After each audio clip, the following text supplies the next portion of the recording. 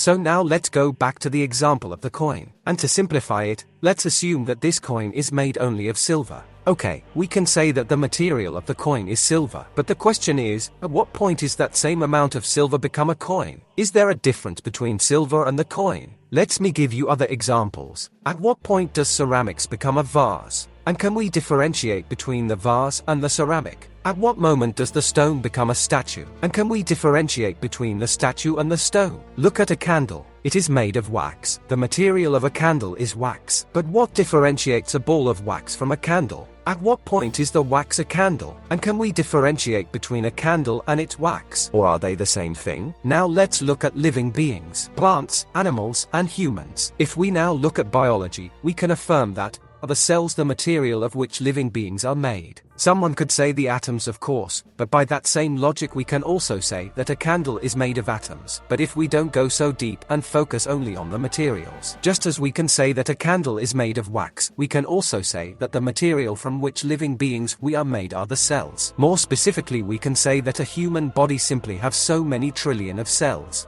and although all of them together can form our human body, and as we just said, the life of none of these tiny and simple living beings is our life.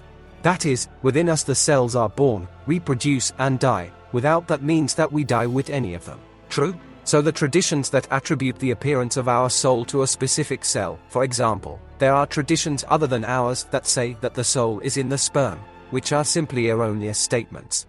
And sure, that this video honestly it's not trying to be biology class, but a sperm, as well as the egg, actually are cells generated by other living cells in processes that occur inside our body, such as spermatogenesis in the case of sperm, where the sperm divided from another cell, just as in its own way the female egg also had its own process with oogenesis. Therefore, to affirm that our soul was in the sperm is ridiculous, since it would be to affirm that we are the life of that sperm, that we were conceived in spermatogenesis and that we were initially born from a spermatid and not from our mother's womb. Okay, and then what? Well then, we only have to observe our world and from logic say the following statement. There are beings that are unicellular, whose life does not depend on many cells, but rather they are very simple tiny beings whose life is their own body. I insist that this is not a biology class, but that we address it only superficially so that the basics of this issue can be understood.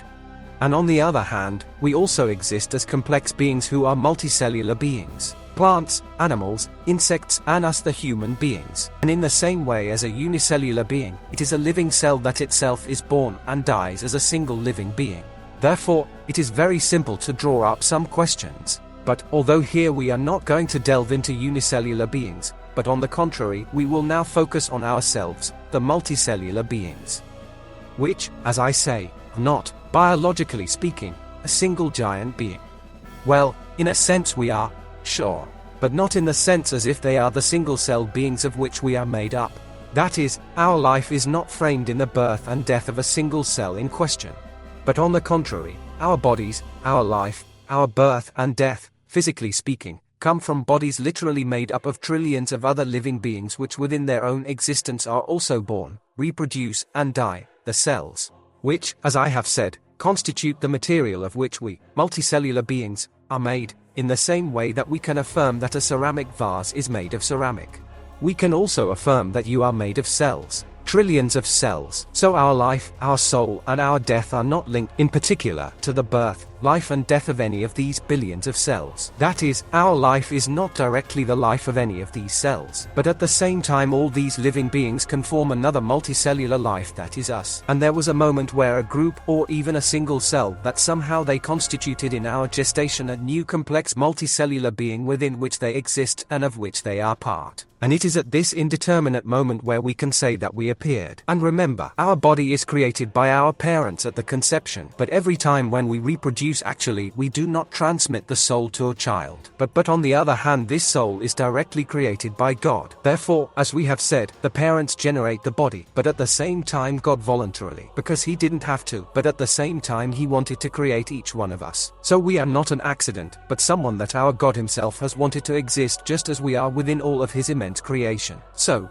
God is also our Father. But here the question is, when is actually it is happening that non-defined moment where we can already be considered that we are ourselves? That we have been created here, that actually we can say that now we exist here inside this creation of the Lord. Well, okay, as I have also said, here neither science, nor philosophy, and nor even the church has been managed to agree to give a consensual and a decisive answer on this question. But, on the contrary, throughout the centuries, there has been a lot of debate, speculation, approaches, suggestions, and for sure ethical formulations, and yens, and if you are interested about that, there is a lot written on the internet about this topic, with which you can read. Yes, for sure, but here I'm not really going to delve into this now. No, but, actually, here about what I'm going to speak is of our soul.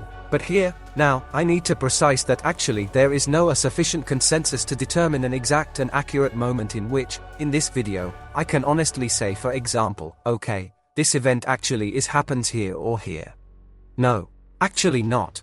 This is now not possible to said really accurate. More than say that there is an indeterminate moment when without a doubt, as the multicellular living beings, within this material creation of our Lord, we become from not be to be. That is, there is an indeterminate precise moment where inside our mother we are created in body and soul.